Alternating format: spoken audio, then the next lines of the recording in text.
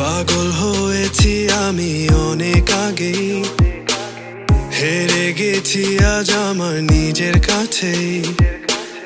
কিছু বোঝে না দু চোখ তুমি ছাড়া, সব হারাতেও রাজি পেতে তোমাকে।